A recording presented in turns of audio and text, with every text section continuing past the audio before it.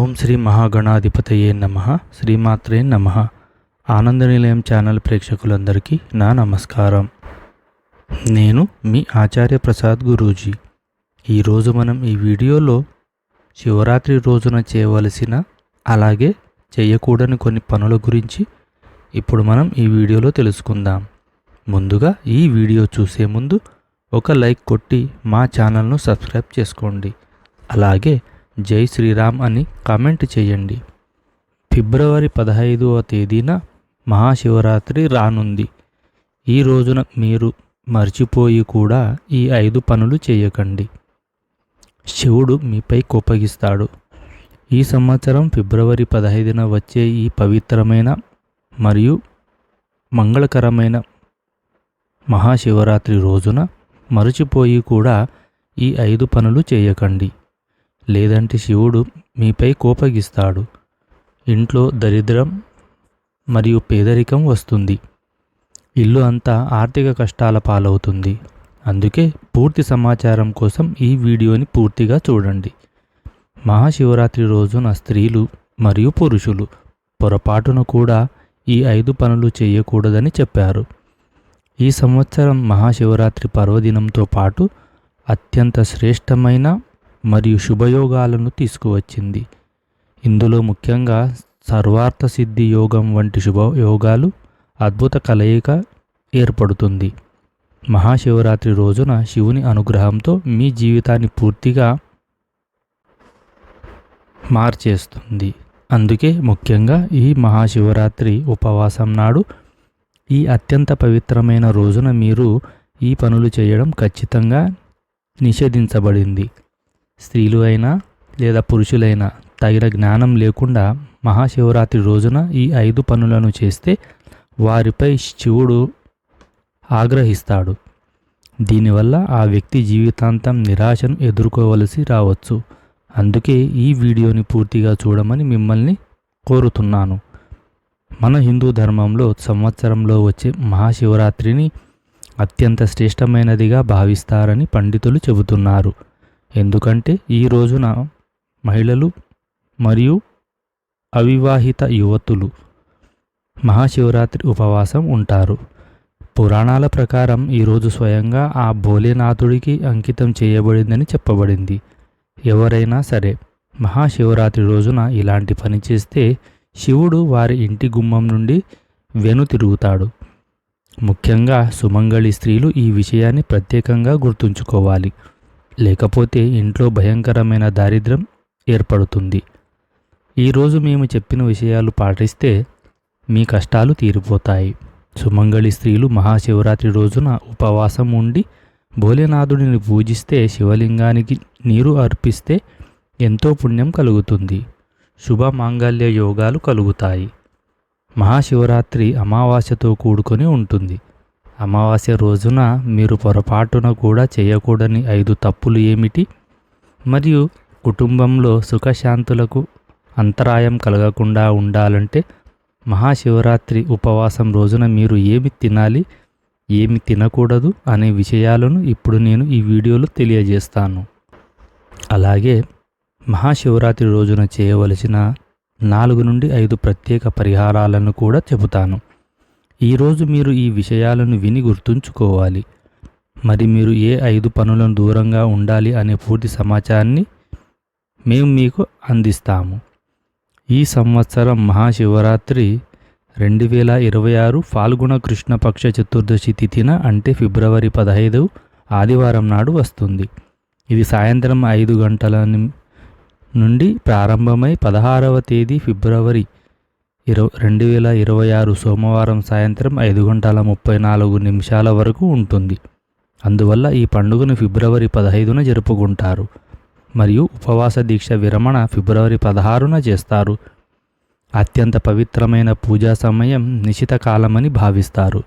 ఇది సుమారుగా రాత్రి 11:15 నుండి 12:56 వరకు ఉంటుంది. ఈ సమయంలో భగవంతుడు అయిన శివుని పూజ, రుద్రాభిషేకం, మంత్రజపం మరియు జాగారం చేయటం విశేష ఫలితాలను ఇస్తుందని భావిస్తారు.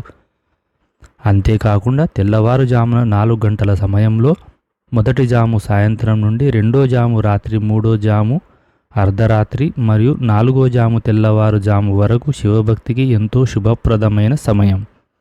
మహాశివరాత్రి ఉపవాసం ఎలా ఉండాలి? శివరాత్రి పండుగ యొక్క వ్రత విధానం: ముందుగా సంకల్పం తీసుకోవాలి. సోమవారం నాడు ఉదయం బ్రహ్మముహూర్తంలో నిద్రలేచి స్నానం చేసి ఉపవాస దీక్ష సంకల్పం తీసుకోవాలి. భక్తులు తమ శక్తి మేరకు రోజంతా మంచినీళ్ళు కూడా తాగకుండా నిర్జల లేదా పండ్లు మాత్రమే తింటూ ఫలహారం, భక్తి శ్రద్ధలతో ఉపవాసం ఉంటారు. పూజా సామాగ్రిగా బిల్వపత్రాలు, గంగాజలం, పచ్చిపాలు, పెరుగు, తేనె, నెయ్యి, గంధం, భస్మం, ఉమ్మెత్త, దత్తూర, జిల్లేడు పాలు, తెల్లటి వస్త్రం, అక్షంతలు, దీపం, నైవేద్యం మొదలైనవి సిద్ధం చేసుకోవాలి. శివుని పూజా విధానం: సోమవారం నాడు శివలింగానికి విశేష అభిషేకం చేయాలి. ముందుగా గంగాజలంతో స్నానం చేయించాలి. తర్వాత పచ్చిపాలు, పెరుగు, నెయ్యి, తేనె మరియు పంచదారతో కూడిన పంచామృతంతో అభిషేకం చేయాలి. ఆ తర్వాత మళ్ళీ శుద్ధ జలంతో స్నానం చేయించాలి. 3 ఆకులు గల మారేడు దళాలను సమర్పించాలి. ఓం నమః శివాయ అని మంత్రం జపిస్తూ ఉమ్మెత్త, జిల్లెడు పువ్వులను సమర్పించాలి. గంధం, భస్మం పెట్టాలి. దీపం వెలిగించి తెల్లటి పువ్వులను సమర్పించాలి. ఓం నమః శివాయ అనే పంచాక్షరి మంత్రాన్ని 108 సార్లు జపించాలి. మహామృత్యుంజయ మంత్రాన్ని పఠించాలి. శ్రావణ సోమవార వ్రత కథను తప్పకుండా వినాలి. దేవునికి నైవేద్యం సమర్పించి కుటుంబ సభ్యులతో కలిసి ప్రసాదం పంచుకోవాలి. సాయంత్రం వేళ మళ్ళీ దీపం వెలిగించి హారతి ఇవ్వాలి. వ్రత విశిష్టత ఏమిటంటే, అవివాహిక యువతులు మంచి వరుడిని పొందడం కోసం, వివాహిత స్త్రీలు సౌభాగ్యం మరియు భర్త దీర్ఘాయుషు కోసం ఈ వ్రతం చేస్తారు. పురుషులు కూడా ఆరోగ్యం, సంపద, సంతానం, సుఖం కోసం మరియు కోరికల నెరవేర్చుకోవడం కోసం ఉపవాసం ఉంటారు. శివరాత్రి రోజు ఏమి చేయకూడదు అంటే, శివలింగంపై కుంకుమ, పువ్వు, పసుపు, కొబ్బరి నీళ్లు, కొబ్బరికాయ, తులసి దళాలను సమర్పించకూడదు. మాంసం, మద్యం, వెల్లుల్లి, ఉల్లిపాయలు, అబద్ధం, కోపం, ద్వేషానికి దూరంగా ఉండాలి. మన ధర్మశాస్త్రాల ప్రకారం మహాశివరాత్రి వ్రతాన్ని అన్ని వ్రతాల్లోకెల్లా అత్యుత్తమ వ్రతంగా పరిగణిస్తారు. ఎందుకంటే ఈ రోజున భోళాశంకరుని మరియు పార్వతీదేవిని పూజించడం వల్ల వ్యక్తికి అన్ని భౌతిక సుఖాలు, సౌకర్యాలు లభిస్తాయి మరియు అన్ని రకాల రోగాలు, కష్టాలు, దరిద్రం నుండి శాశ్వతంగా విముక్తి లభిస్తుంది. అంతేకాకుండా మహాశివరాత్రి అత్యంత పవిత్రమైన రోజున కొన్ని ప్రత్యేకమైన పరిహారాలు చేయడం ద్వారా వ్యక్తి తన జన్మాంతరాలలో చేసిన అన్ని పాపకర్మల నుండి కూడా విముక్తి పొందవచ్చు. ఒకవేళ ఈరోజు మీరు భగవంతుడిని స్వచ్ఛమైన మనసుతో పూజిస్తే మీ తలరాత రాత్రికి రాత్రే మారిపోతుంది. కానీ ఈ మాసంలో భోళాశంకరుడు ఎంతగా సంతోషిస్తాడో 5 పనులు చేయడం వల్ల కూడా అంతే కోపగిస్తాడు. ధర్మశాస్త్రాలలో కొన్ని పనులు చేయడం నిషిద్ధమని చెప్పబడింది. దీని గురించి బహుశా చాలా తక్కువ మందికి మాత్రమే తెలిసి ఉండవచ్చు. మన జీవితంలో వచ్చే దుఃఖాలు, బాధలు, మనకు ఎదురయ్యే కష్టాలు మనమే గత జన్మలో లేదా ఈ జన్మలో తెలిసి లేదా తెలియక చేసిన పాపకర్మల ఫలితమే అని. అందుకే భగవంతుడు మనుషుల కోసం అన్ని పాపకర్మల నుండి విముక్తి పొందడానికే మహాశివరాత్రి రోజును సృష్టించాడు. అందుకే తమ కుటుంబం మరియు పిల్లల అభివృద్ధి కోసం ప్రజలందరూ కూడా భోళాశంకరుని నిండు మనసుతో పూజించాలి. కానీ శాస్త్రాలలో ఇది కూడా చెప్పబడింది. ఒకవేళ ఏ మనిషి అయినా మహాశివరాత్రి రోజున ఈ 5 పనులలో ఏదో ఒకటి పనిని పొరపాటుని చేసినా వారి జీవితమంతా చేసిన పుణ్యాలన్నీ నశిస్తాయి. దీనివల్ల జీవితంలో ధన నష్టం జరిగే అవకాశం ఎప్పుడూ ఉంటుంది. ఎందుకంటే ఈ రోజుల్లో లక్ష్మీమాత అనుగ్రహం లేకుండా జీవితం అత్యంత కష్టాలతో నిండిపోతుంది. దీనితో పాటు ఈరోజు మీరు ఏం చేయాలి, ఏం చేయకూడదు అనే విషయాలను తెలుసుకుందాం. ముందుగా మొదటి విషయం ఏమిటంటే జుట్టు విరబూసుకొని తులసి మాతను పూజించకూడదు. ఎందుకంటే జుట్టు విరబూసుకొని దేవుడిని పూజిస్తే స్త్రీకి ఎటువంటి పుణ్యం లభించదు. దీనికి విరుద్ధంగా మీకు దోషం కలగవచ్చు. ఎందుకంటే తులసీమాత విష్ణువుకు అత్యంత ప్రీతిపాత్రమైనది. భగవంతుడు విష్ణువు పూజలో తులసి దళాలు లేని నైవేద్యాన్ని అస్సలు స్వీకరించరు. ఇది కాకుండా మీరు తులసీమాతకు నీళ్లు సమర్పిస్తున్నట్లయితే సూర్యోదయానికి ముందు మరియు సూర్యాస్తమయం తర్వాత నీళ్లు పోయకూడదని గుర్తుంచుకోండి. ఇక రెండవ తప్పు ఏమిటి అంటే మాంసం మద్యం సేవించినట్లయితే ఆ వ్యక్తి 7 జన్మల వరకు వంశహీనుడు అవుతాడు మరియు అటువంటి వ్యక్తులు ఆకస్మిక ప్రమాదాలకు గురయ్యే అవకాశం ఉంది. గురయ్యే అవకాశం చాలా మటుకు ఉంది. అందుకే మహాశివరాత్రి రోజున స్త్రీలు మరియు పురుషులు ఇంట్లో తామసిక పదార్థాలను ఉపయోగించకూడదు మరియు తమ ఇంటి సభ్యులను కూడా ఉపయోగించకూడదని చెప్పాలి. వారికి కూడా ఇవ్వకూడదు. ఈసారి మహాశివరాత్రి రోహిణి నక్షత్రంలో వస్తుంది. దీనివల్ల మీరు ఈ రోజున ఎవరికైనా పాలు లేదా పాలతో చేసిన పదార్థాలను దానం చేస్తే ఆ పరమశివుడు మీపై కోపగించుకోవచ్చు. అలాగే ఈ రోజున ఇనుము లేదా ఇనుముతో చేసిన వస్తువులు కూడా ఎవరికీ ఇవ్వకూడదు. అలాగే ఈరోజు తామసిక వస్తువులను కూడా దానం చేయకూడదు. దీనివల్ల మీ జాతకంలో లక్ష్మీదేవి మరియు శుక్రగ్రహం యొక్క ప్రభావం బలహీనపడుతుంది. ఇక మూడో తప్పు ఏమిటంటే మహాశివరాత్రి రోజున భార్యాభర్తలు ఒకరినొకరు దగ్గర కాకూడదు. ఎందుకంటే ఈ రోజు కలిస్తే పుట్టే సంతానం అనారోగ్యంతో పుట్టవచ్చు. కాబట్టి ఈరోజు ఇద్దరు బ్రహ్మచర్యాన్ని పాటించాలి. అలాగే ఈరోజు నలుపు వస్త్రాలను దానం చేయడం మానుకోవాలి. స్త్రీలు లేదా పురుషులు ఎవరైనా సరే గోర్లు, జుట్టు కత్తిరించుకోవడం మరియు తలస్నానం చేయడం వంటి వాటికి దూరంగా ఉండాలి. ఈరోజు తలస్నానం చేయటం వల్ల జాతకంలో చంద్రుని స్థానం బలహీనపడుతుంది. దీనివల్ల ఆ వ్యక్తి ఆర్థిక జీవితంపై చాలా చెడు ప్రభావం పడుతుంది. వరుసగా ప్రతి మహాశివరాత్రికి తలస్నానం చేయడం వల్ల వ్యక్తి నిరుపేదగా కూడా మారవచ్చు. ఇక నాలుగవ తప్పు ఏమిటి అంటే ఇది మీరు మహాశివరాత్రి ఉపవాసం రోజున పొరపాటున కూడా చేయకూడదు. ఈ రోజున మీరు మీ మనసును ప్రశాంతంగా ఉంచుకోవాలి. ఈరోజు ఎవరితోనూ గొడవలు లేదా కలహాలు పెట్టుకోకూడదు. ఉపవాస సమయంలో పరమశివుడి యొక్క ఓం నమః శివాయ అనే పంచాక్షరి మంత్రాన్ని జపించాలి. ఈ రోజున పసుపు లేదా ఎరుపు రంగు దుస్తులను ధరించాలి. ఈ రోజున మీ ముఖద్వారం వద్ద చీపురు లేదా చెప్పులు ఉంచితే లక్ష్మీదేవి వెంటనే వెనక్కి వెళ్ళిపోతుంది. ఇంట్లోకి దరిద్ర దేవత ప్రవేశిస్తుంది. ప్రతి ఒక్కరూ తమ ఇంటి ప్రధాన ద్వారం వద్ద నిమ్మకాయ మరియు పచ్చిమిరపకాయలను వేలాడదీయడాన్ని మీరు ఖచ్చితంగా చూసి ఉంటారు. కానీ వారు ఎందుకు అలా ఉంచుతారు? దీనికి కారణం ఏమిటంటే నిమ్మకాయ మరియు పచ్చిమిరపకాయలు దరిద్రానికి ఆహారం. వాటికి తమ ఆహారం ప్రధాన ద్వారం వద్ద లభించినప్పుడు ఆ దారిద్ర్యం మీ ఇంటి లోపలికి లేదా మీ వంటగదిలోకి ప్రవేశించదు.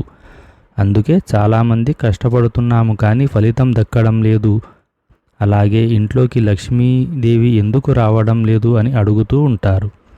ఇలాంటి పనులు చేసే ఇళ్లకు లక్ష్మీదేవి ఎప్పుడూ రాదు. అలాగే ఈ రోజున ఏ స్త్రీని కూడా అవమానించకూడదు. స్త్రీని లక్ష్మీదేవి స్వరూపంగా భావిస్తారు.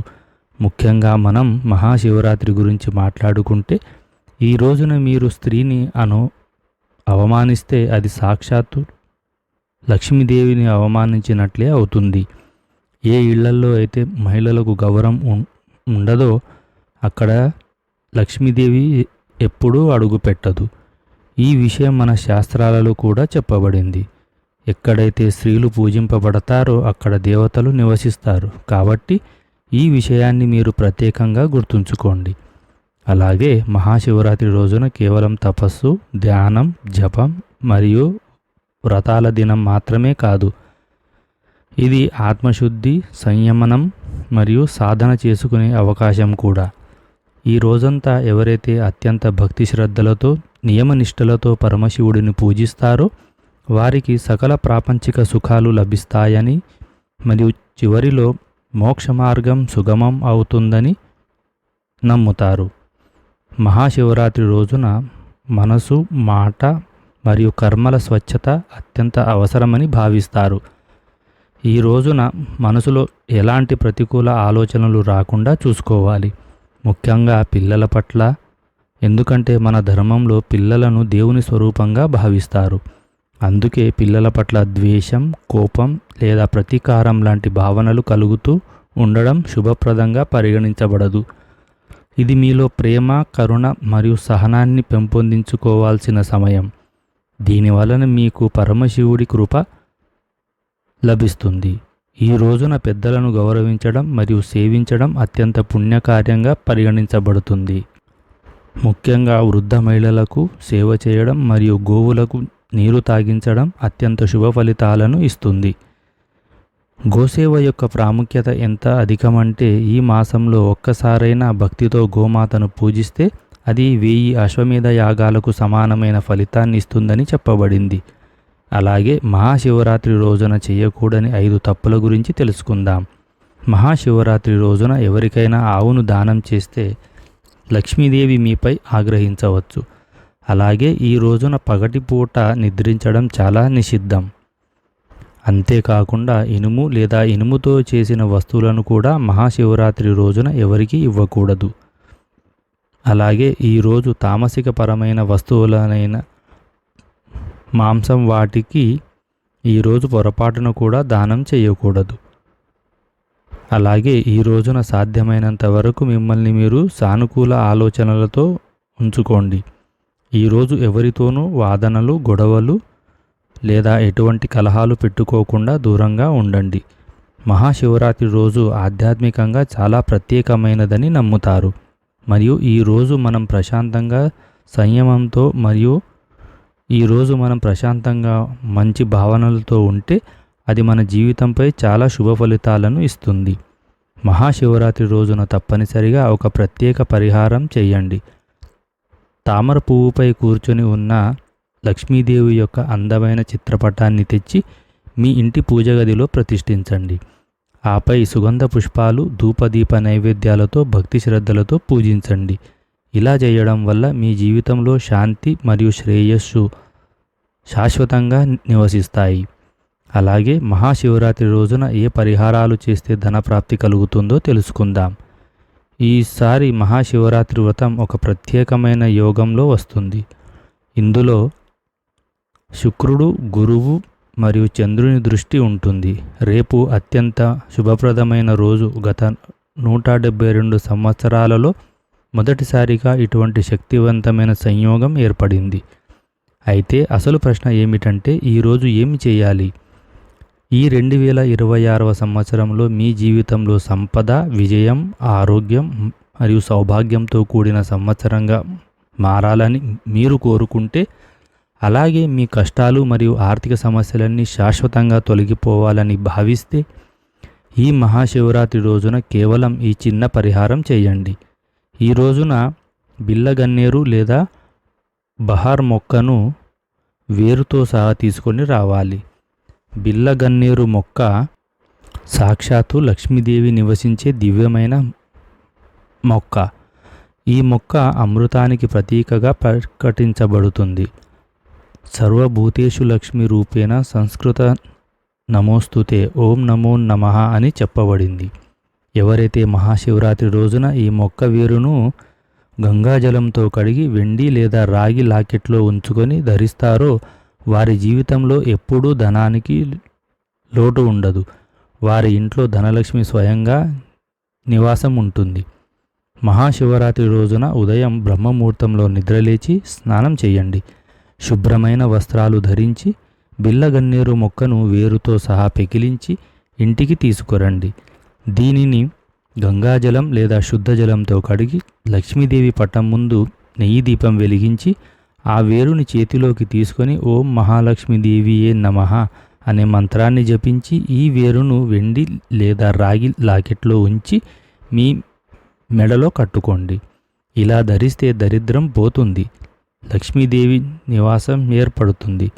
ఇప్పుడు రెండవది ఏమైనా మొక్క అంటే జమిలి మల్లె వేరు గురించి మాట్లాడుకుందాం. ఎవరికైనా దీర్ఘకాలిక అనారోగ్యం, అకస్మాత్తుగా అనారోగ్య సమస్యలు బాధిస్తుంటే వాటిని ఎటువంటి చికిత్స దొరకకపోతే ఇది సాధారణం కారణం కాదని, ఏదో ప్రతికూల శక్తి పనిచేస్తుందని అర్థం చేసుకోండి. ఇటువంటి పరిస్థితుల్లో జమిలీ వేరుతో చేసే పరిహారం మీకు రక్షణ కవచంగా పనిచేస్తుంది. మహాశివరాత్రి రోజున జమిలీ వేరును తీసుకొని గంగాజలంతో శుద్ధి చేయండి. తర్వాత హనుమంతుడి ఆలయానికి వెళ్ళి అక్కడ జమిలీ నూనెతో దీపం వెలిగించండి. ఆ తర్వాత వీటిని రాగి లేదా వెండి తాయెత్తులో ఉంచి ధరించండి. హనుమంతుని ఆశీర్వాదంతో రోగభయాలు మరియు గ్రహ దోషాలు తొలగిపోతాయి. అలాగే సంవత్సరం పొడుగునా మీ ఆరోగ్యం మెరుగుపడుతుంది. ఈ వీడియో కనుక మీకు నచ్చినట్లయితే ఒక లైక్ కొట్టి మా ఛానల్ను సబ్స్క్రైబ్ చేసుకోండి. జై శ్రీరామ్. ఓం నమః శివాయ.